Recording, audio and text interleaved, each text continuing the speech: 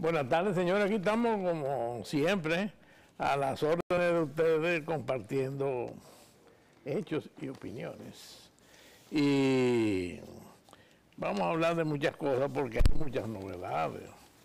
Hay cosas curiosas que han pasado, como el desprendimiento de César Mella, un médico que ya muy conocido y muy respetado.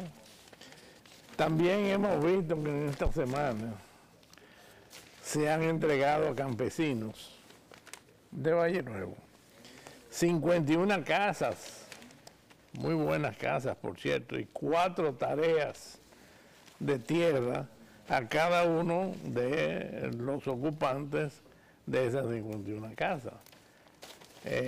4 tareas en esa zona donde la tierra es muy productiva y donde lo que se tiene que sembrar son cuestiones muy seleccionadas, porque ahí no es para sembrar yuca y batata, pero puede sembrarse espárragos y cosas de ese tipo, o sea que hay que saber cómo se va a manejar eso también.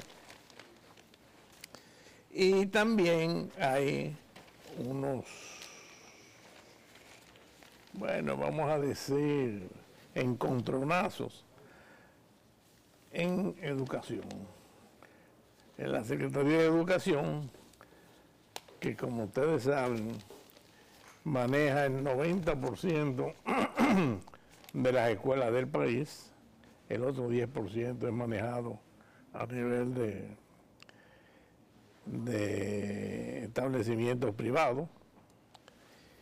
Y hay cosas muy interesantes, por ejemplo, nosotros en nuestra tierra, este año ha tenido un régimen de lluvia distinto de lo que normalmente sucedía, y no solamente es distinto, sino que se iniciaron la cosecha de tomates. Señores, los tomates que se están cosechando en la República Dominicana no solamente son de una altísima calidad, sino también de una alta productividad.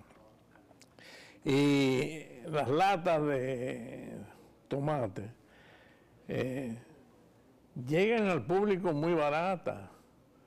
Me estaba diciendo mi esposa que compra unos tomates buenísimos, una salsa de tomate, a 24 pesos cada lata, y que normalmente eso llegaba a costar hasta 100 pesos.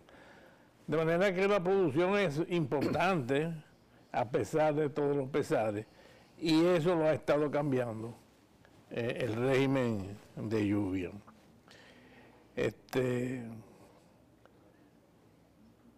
El PRD está también queriéndose separar como partido del partido del gobierno hoy en día.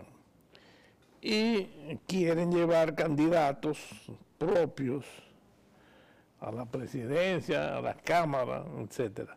Todo esto va a causar una serie de cambios en la administración, y la situación se va a poner muy curiosa, porque la producción de alimentos y demás, que es tan importante, no solamente ha seguido siendo abundante, sino que es de muy buena calidad. Dicho estas 4 situaciones que hay en el ambiente, quiero dejar a mi compañero, que ya se ha convertido en un experto agrícola. Hasta ahora había sido un abogado, un jurisconsulto de lo mejor y demás. Lo que él no sabía era que aquí, juntándose con nosotros, iba a terminar siendo también un campesino. Pero así es, gracias a Dios. Hola Armando, ¿cómo estás? Bienvenido, como siempre. Sí, cada vez que venimos los viernes, venimos los dos al final de la semana, cuando la gente usualmente está con las pilas bajitas, ¿verdad? Por una semana de trabajo, víspera del fin de semana, la gente dice, hoy es viernes y el cuerpo lo sabe. A veces nosotros venimos aquí con mucha información para dejar a la gente un poquito preocupada. porque tampoco podemos ser complacientes ni ocultar una realidad que es dramática para nosotros, porque en el comité, esta ONG de la que formamos parte, que tú presides, y en la cual nos encontramos tantos hombres y mujeres de todas las esferas sociales, de todas las preferencias políticas, en donde no se nos pide a nosotros adhesión a ningún decálogo de tipo político o espiritual, sino simplemente el compromiso de preocuparnos por el futuro de un país como el nuestro, que comparte el territorio escaso con Haití, y que venimos los viernes porque uno de los miembros del comité, que es doña Consuelo de Pradel, muy generosamente cede este espacio para que nosotros traigamos información. Nosotros aquí a veces venimos y le traemos información que quizás le amarga un poquito esa víspera de fin de semana, pero lo cierto es que nosotros los dominicanos no podemos dormir porque es que vivimos también al salto de demasiadas cosas que pueden poner en peligro o comprometer el futuro de todos nosotros, cosas que ya estamos viendo las consecuencias, que el comité ha alertado, no se nos ha hecho caso. En algunos casos, pues nuestras advertencias han funcionado, nuestras contribuciones están ahí, y nos sentimos muy satisfechos de todo lo que hemos logrado, y no dejamos de reconocer cuando hay funcionarios que nos hacen caso y toman algunas de nuestras banderas, y aunque las suman como propias, nosotros no estamos para decir, nos está copiando. No, felices porque la patria es de todos y en manos de quien sea que conduzca los destinos del país. Si nos está conduciendo hacia Puerto Seguro, uno lo va a celebrar, pero del mismo modo, por más presidente que sea, por más ministro que sea, no tenemos vaca sagrada, y cuando los presidentes meten la pata, uno no tiene problema en decirle aquí que lo está haciendo muy mal, y si lo está haciendo bien uno lo felicita. Y lo mismo hace con las demás autoridades que desempeñan funciones que resultan cruciales para el destino del país. Tuvimos el discurso de rendición de cuentas. ¿Tú lo viste? Lo oí y lo vi. Sí, yo me bebí una Dramamina primero porque sabía que el riesgo de mareo era alto. Cualquiera se mareaba, ¿sabes? 2 horas y pico. Y no vamos a entrar en las demás consideraciones. No, yo me voy a circunscribir a ver qué tú opinas. A la parte del tema migratorio. El presidente de la República, quizás alguien debía hacerle llegar la cita que se le atribuye a Alberto Einstein, el famoso físico, padre de la teoría de la relatividad, que dice que si usted vive repitiendo los mismos errores, usted no puede esperar resultados distintos. Anuncia que la solución del problema va a estar mandando más tropas y drones del programa migratorio. ¿Qué tú opinas de eso? Bueno, a mí me parece que eso es una fantasía. Claro. De estar hablando de cosas que parecen muy modernas, los drones, ¿no? Y 50 vehículos. Unos avioncitos, y 3 helicópteros, y 50 vehículos todoterrenos. Yo veo, yo he narrado varias veces de la vez que yo fui a Israel, a ver cómo ellos se entendían con eso. Y se entienden muy bien. Y tienen controlada la frontera, o sea que se pueden controlar la frontera. Sí, pero así en Israel funcionan con una frontera física, porque ellos han construido muros. Sí. Entonces, ese error de confiar el control migratorio exclusivamente en la vigilancia fronteriza por parte de tropas, cuestión esta sumamente costosa, y que para lo único que ha servido de la época de Antonio Osorio es para que se corrompan aquellos que son encargados de custodiar esa frontera, porque eso es para lo único que eso sirve. Hubo una caricatura que presentó un medio de comunicación escrito, un periódico, que los guardias dicen, y van a mandar 900 más a la frontera. Y, a mí. Porque es que con mirar para un lado, un raso o un cabo de eso, se gana en un día lo que no se gana en el mes trabajando con salario. Y cuidado. Suponiendo que eso solamente sea con el tráfico de personas. Si es de otra cosa, puede ser ajo, puede ser bebidas alcohólicas, puede ser armas, o puede ser de esas cosas que se trafican, que se huelen y envician a la gente. Drogas de toda clase, porque ahí pasa cualquier cosa. En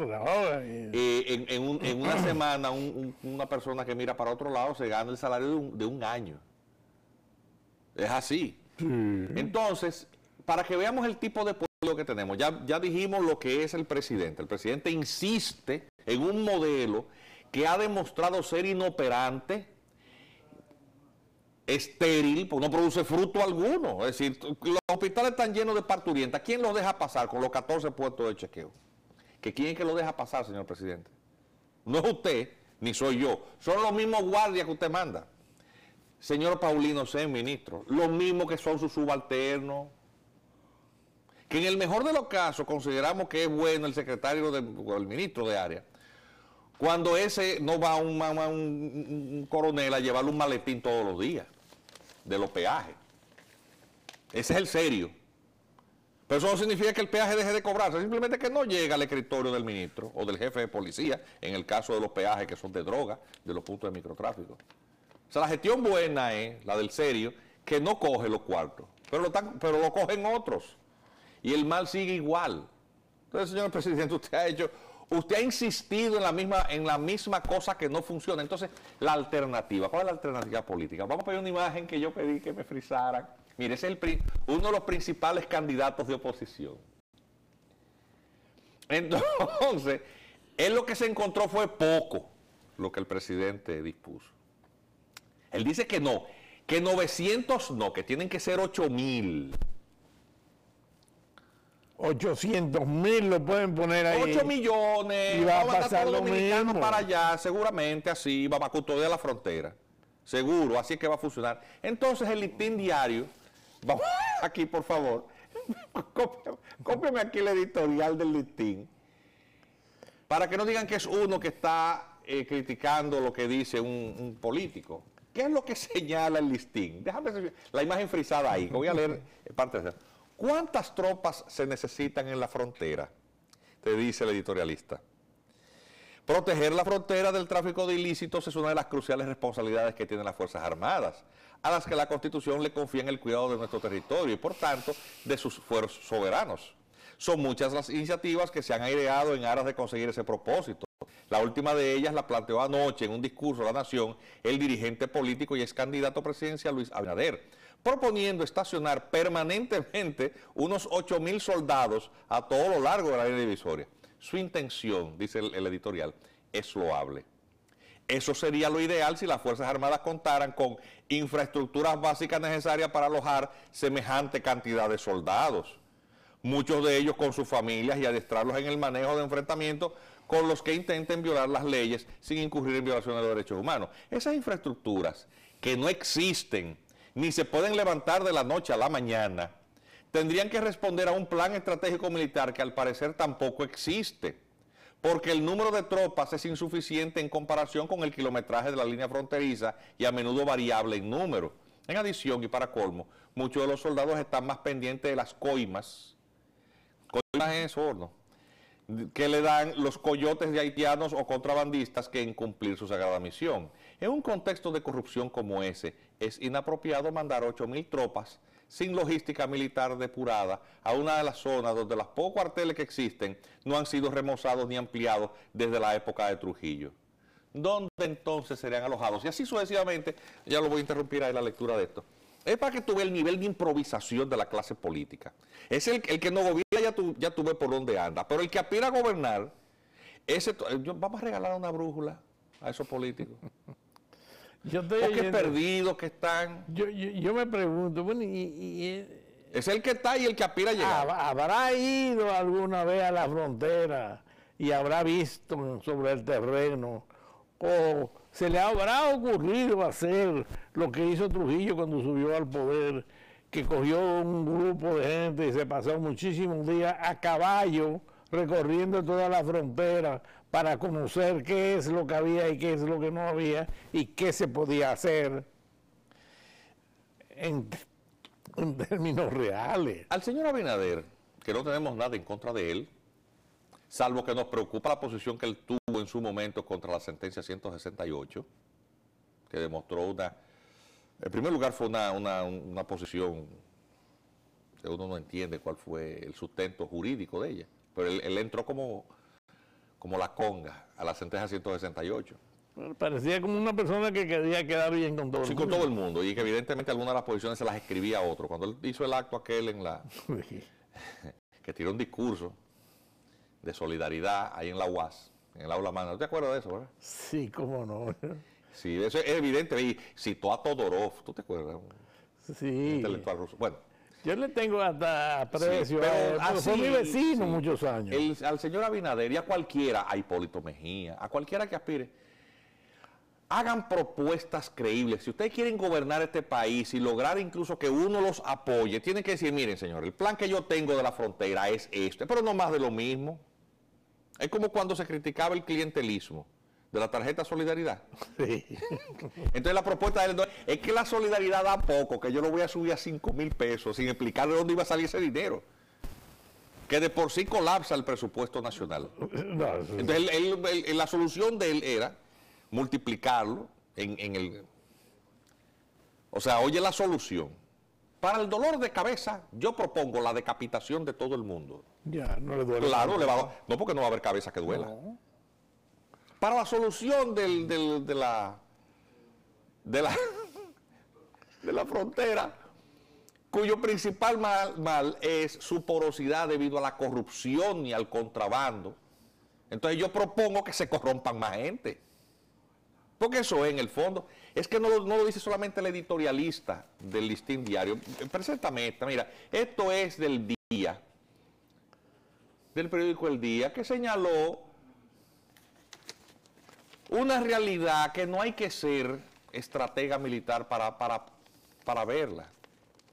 No hay que ser analista militar. Es que la corrupción en la frontera tumba cualquier voluntad. La solución que le planteó... Yo diría, y cualquier gobierno. La metrópoli, que no podía mantener control... Óyeme, en la época en que había esclavitud y no había derechos humanos, era devastar todo eso para que la gente no contrabandeara. Arrasaron con todo eso. Porque no hay posibilidad, eso es imposible. Es como la guerra contra las drogas, que se basa solamente en la represión. Eso lo que hace es rico a los narcotraficantes. Igual que la ley seca en su momento. Pasó con el alcohol. Sí, hasta que se convencieron como que había que manejarlo de otra manera. El abordaje de la frontera es otro. Donald Trump lo entendió. Pero tuviste que Donald Trump habrá dicho que lo que hay que hacer con el asunto de la droga es poner la pena de muerte y hacer como hace un... Ah, claro. Y con el tema del muro fronterizo, él lo plantea muy fácil. Dice, no, pero es que no es por parte, que es entero, que hay que hacerlo. Porque si tú haces un pedazo de muro por aquí, entonces vuelven y cruzan por el lado que no tiene muro. Lógicamente. ¿Por qué en Israel funciona? Bueno, porque tienen en los lugares en donde hay un mar, no hay problema. ¿Y cómo tú cruzas el mar muerto nadando de Jordania? No se puede. No, incluso la vigilancia es extrema. Diseñaron unos barcos del mar, de las olas, automáticamente es la única potencia que han logrado es para que cuando vean uno allí pasando y le tiren, no fallen. No tiran. No tiran balas de goma. Eso tiran de verdad otra cosa. Entonces, política migratoria. ¿Cuál es la alternativa que los partidos de oposición ofrecen? Mira, esta es la oficial. La oficial es esta. Seguir renovando carné entregado y seguir dando una solución, atención, que no satisface de ninguna manera a los organismos internacionales, porque en esta semana también pasaron otras cosas. Y el informe de la Comisión Interamericana de Derechos Humanos, porque eso fue también otro primor. Y el canciller, Baje de On Santo, y el embajador. Es que ya nosotros le hemos entregado carne a todo el mundo. Todo lo que ustedes quieran se le está dando. Danila Plesidán, nada más falta que se diga. Sí, sí, porque es así. Y en las redes sociales la gente está muy incómoda. Pues la ley de migración la volvieron un trapo, la inutilizaron. El comité demandó la inconstitucionalidad de eso. El reglamento de aplicación de la ley lo hizo gente del comité. Con todo eso se limpiaron los pies, para no decir otra parte del cuerpo, ¿verdad? y hicieron ese plan de regularización. Entonces, ahora no, que ahora hay que dialogar. ¿Con quién? ¿Con quién? ¿Y a dialogar qué? La ley dominicana de la soberanía. Miguel Vargas dijo algo interesante, vamos a hablar de eso después de la pausa. Vamos a cumplir con los compromisos comerciales de la hora. Adelante.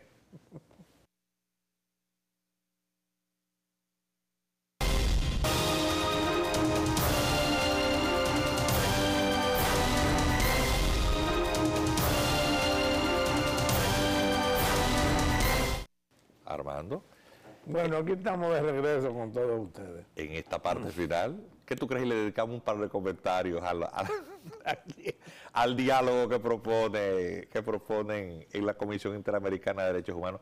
Dialogar la soberanía.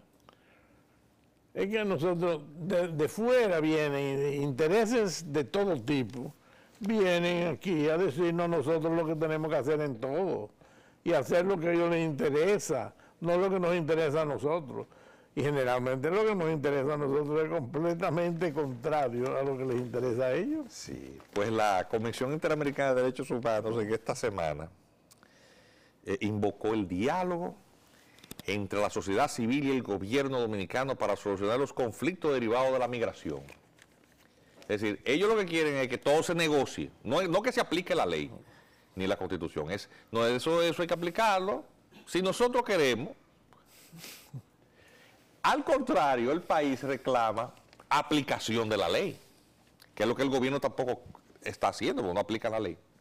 De manera retórica, vamos a felicitar al canciller de la República, Miguel Vargas Maldonado. Esa es la respuesta que le da, que estuvo muy bien. Felicitaciones a don Miguel Vargas Maldonado, canciller, presidente del PRD, partido que concurrió aliado al partido de gobierno para las elecciones anteriores.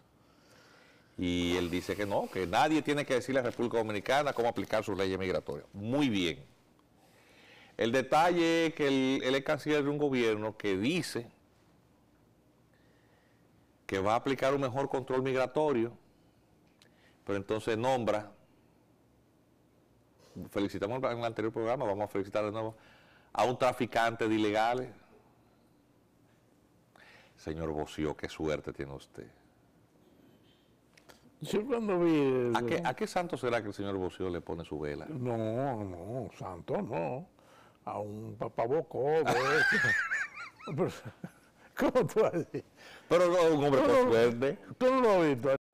Sí, un hombre la imagen de... Sí, un hombre con suerte. Sí. Entonces el presidente dice una cosa en el discurso, pero había hecho otra con las designaciones.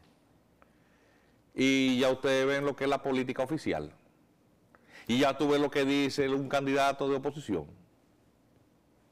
Yo no quiero amargar la vida a nadie en el fin de semana, pero es que uno tiene que estar preocupado por eso. No sé si te pasa a ti, tú vas al supermercado, ¿verdad? Oh, con mucha frecuencia. A mí mi mujer me mete una listita. Ajá, Me a dice, mí también. Mi mujer es abogada, pero yo vivo cerca de un supermercado. Y la oficina también queda cerca. Me dice, cuando vengas de la oficina, te mete un papelito. O sea, yo hago el mandado en mi casa. Claro, Sí. yo también. Sí. Es más, la compra del supermercado yo la tengo dividida con mi mujer. Sí. Ella se especializa en comprar baterías. Yo soy el especialista en víveres y en cosas de ese tipo. Pues supongo que te pasa a ti lo mismo que a mí. La gente lo para uno en los pasillos del Es supermercado. un desastre. A veces uno no puede salir del supermercado. Yo he sabido durar una hora Sí. de más en un supermercado. La gente lo suelta uno, una doña, y más adelante lo agarra uno un señor. Y en el pasillo siguiente lo agarra uno otra persona. Doctor, ¿qué vamos a hacer? Te dicen lo mismo a ti. Oh, sí. ¿Qué es lo que vamos a hacer con este problema de los haitianos? En esas conversaciones se divierten tanto ellos que a mí me da pena interrumpirla. Es decir, es un clamor de la gente. Y no puede ser, digo, me gustaría por vanidad pensar que la audiencia de la hora de consuelo, y bueno, es una de dos. La hipótesis mía es que realmente la preocupación es generalizada y mayoritaria en la población sobre el tema haitiano. La segunda, que sería la que la vanidad aconseja, pensar que no hay un programa que compita con nosotros. Es verdad, tampoco lo hay. Ojalá y sea así, pero yo voto por la humildad. Es decir, no considero yo que tampoco nos la estamos comiendo, ¿verdad? Ojalá y fuera así, para algazara y felicidad de los patrocinadores de la Hora de Consuelo, que son los que permiten al final de cuentas que el programa de la Hora de Consuelo sea sustentable y le permita a ella la generosidad de cedernos a nosotros una hora, porque nosotros no vivimos de esto. No somos productores de televisión, somos profesionales, doctores médicos, yo abogado. Entonces la gente nos para, es una pesadilla. Sí. Es una pesadilla, porque a veces uno tiene mandados que hacer, no tiene cosas que hacer, y entonces tiene uno que conversar con la gente muy amablemente. Entonces, la generalizada inquietud es, ¿qué vamos a hacer con el problema de los haitianos?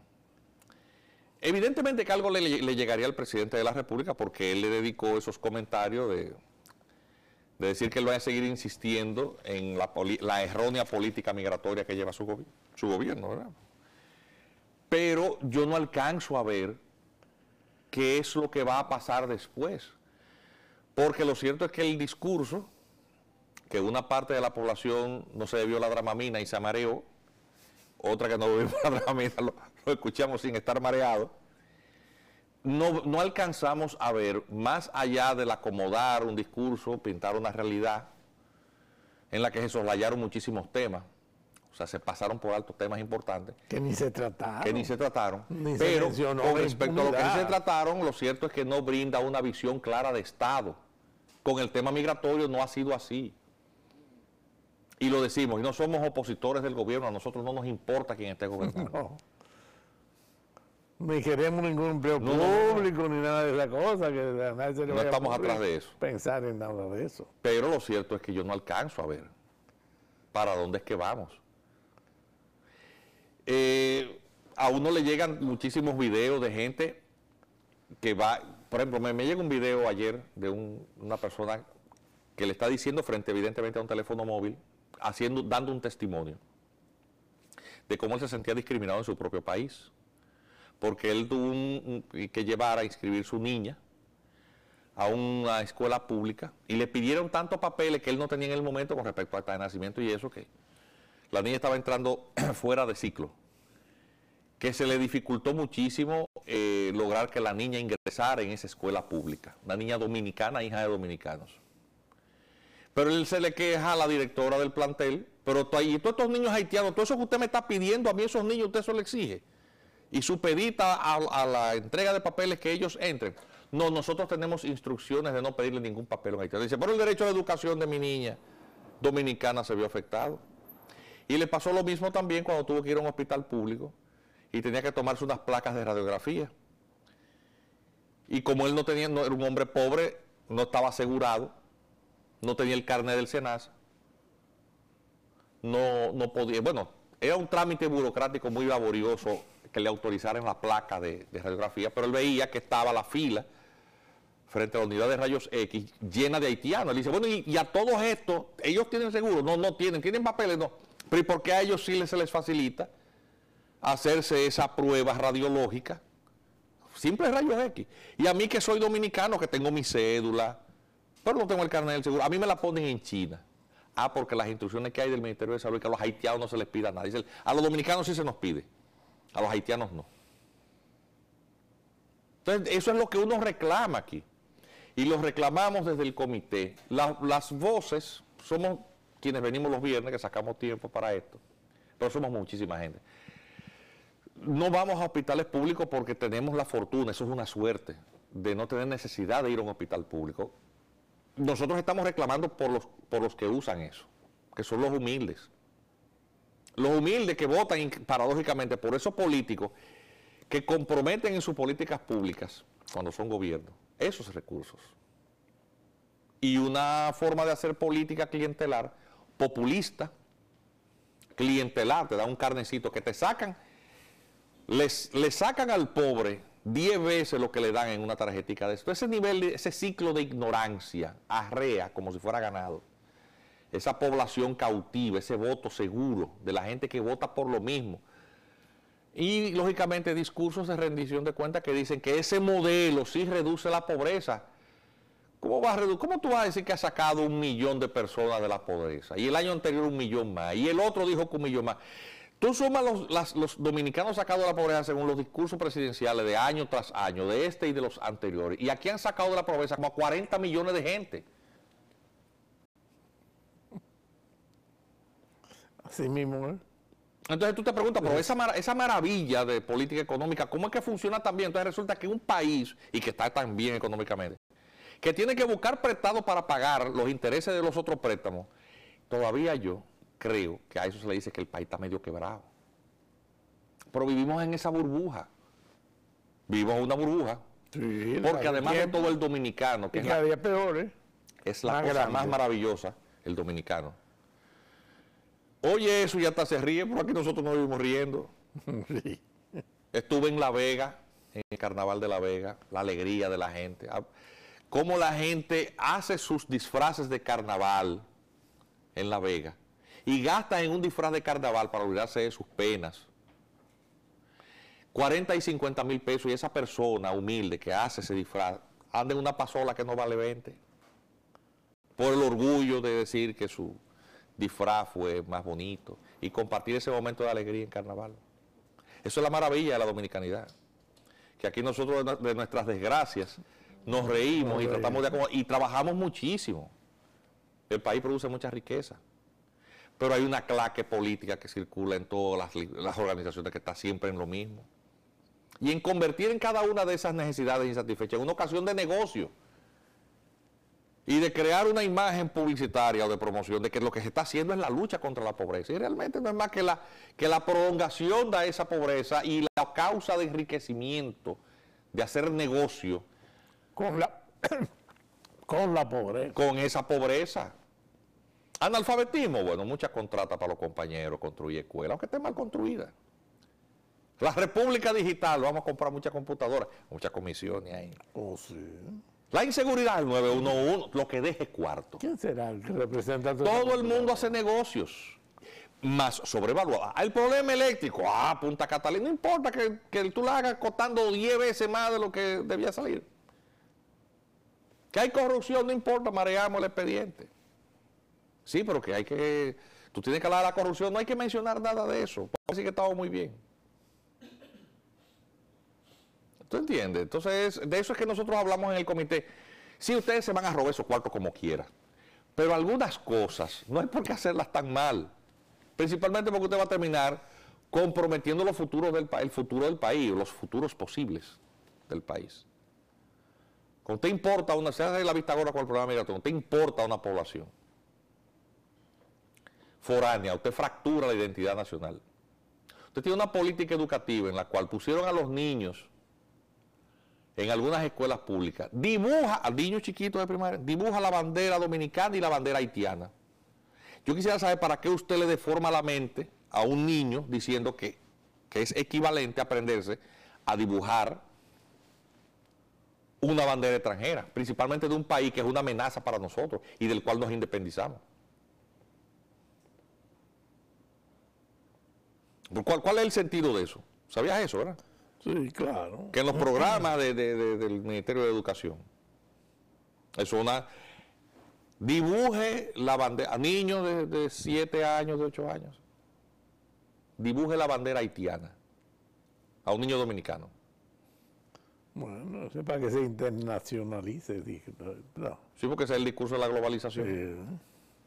Entonces, eso es una cosa que no tiene sentido. El promover una adhesión a un decálogo de valores vinculados a la identidad nacional, ¿qué es lo que fomenta? Lealtad. Eso no es Juan Miguel Castillo que lo está diciendo, eso lo dijo Albert Calzamiglia, un catedrático de la Universidad de Barcelona que murió, filósofo del derecho, en un libro que se llama así, La lealtad, un libro extraordinario. En los países donde no se fomenta lealtad a determinados valores, son más fáciles presa para la corrupción de las costumbres y la debilidad de las instituciones, porque todo es todo y nada es nada. Eso fomenta además el desánimo. ¿Sabes la cantidad de gente que dice, esto está perdido? Yo mejor vendo todo y me voy para Miami. Sí. En la época de Juan Pablo Duarte, así era que pensaban muchos dominicanos, el desánimo era generalizado.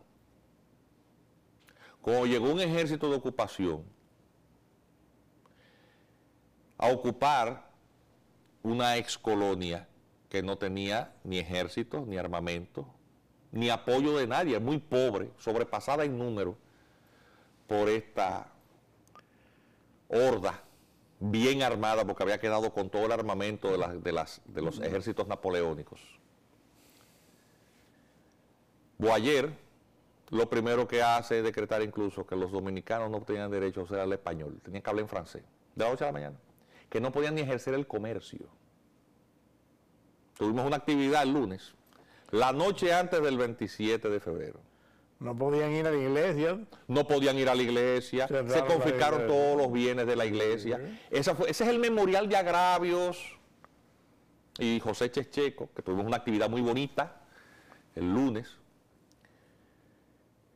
nos ilustró acerca de eso, de un hecho real. Lo cierto es que desde los llanos salió un contingente de dominicanos a apoyar, que hay diferencias entre los historiadores. Algunos dicen que salieron el 27 fue el 26, y otros que salieron el 27. 26 desde la sabana de Guabatico a Santo Domingo, porque el 27, al día siguiente, aniversario que conmemoramos el martes, este grupo de muchachos, porque eran muchachos, pensaban tomar el control de las instalaciones militares, la Puerta del Conde, apenas armado con unos cuantos armas cortas. Algunas escopetas de cacería. Así es. Y Mella tenía un trabuco. sí. Eso era. Señores, y esa gente creyó en eso, se sobrepuso al desánimo. Entonces, los dominicanos, que estamos en una ocasión menos difícil, nosotros no podemos ser vencidos por el desánimo. No, aquí hay que matarnos peleando. Y eso es lo que hace el comité.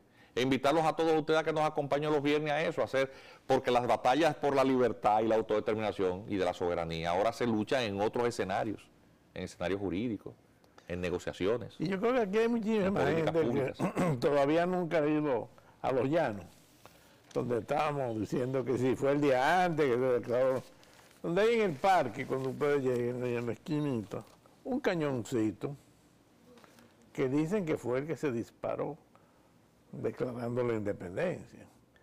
Pero señores, parece un juguete. Entonces, y con eso, y con la voluntad, y el deseo, y el sentirnos que sí podemos, con eso se logró la independencia de la República Dominicana, y ahora nosotros no podemos hacer en nuestro país lo que nos dé la gana. Hasta la próxima semana. Feliz fin de semana.